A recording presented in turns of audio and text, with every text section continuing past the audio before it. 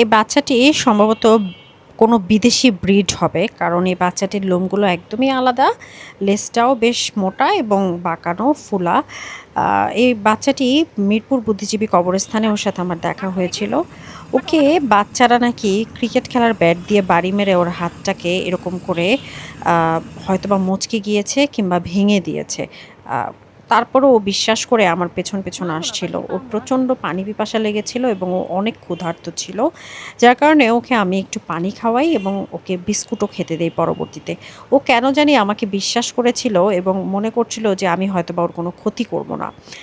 এরপরে যেহেতু ওকে আমি বাহিরে এনে বা কোথাও রেখে ট্রিটমেন্ট করতে পারবো না, তাই আমরা ওর জন্য ঔষধ নিয়ে গিয়েছিলাম এর পরবর্তীতে। যেই ঔষধগুলো আমরা কেকের সাথে ভেঙে ২ টুকরো করে ওকে খাইয়ে দিয়েছিলাম যাতে করে ওর ব্যথাটা ভালো হয়ে যায়, এবং পরবর্তীতে দেখেছিলাম যে ওর পা আসলে ভেঙে যায়নি, ও পা নিচে ফেলতে পারছে। সেদিন আসলে ব্যথার কারণে ও ভালো করে হাঁটতে পারছিল না। তো এই কারণে আমরা আসলে ওকে ব্যথার ঔষধ খাইয়ে দিয়েছিলাম। আমরা আসলে প্রাণীর প্রতি আমাদের মানবিক হওয়া উচিত। পশু পাখি দেখলে বা কুকুর বিড়াল দেখলে লাথি দেওয়া বা বাড়ি দিয়ে হাত পা ভেঙে দেওয়া এটি আসলে কখনোই করা উচিত না। আসুন না আমরা সমস্ত প্রাণীদের ভালোবাসি, একটু মানবিক হই, একটু প্রাণবিক হই।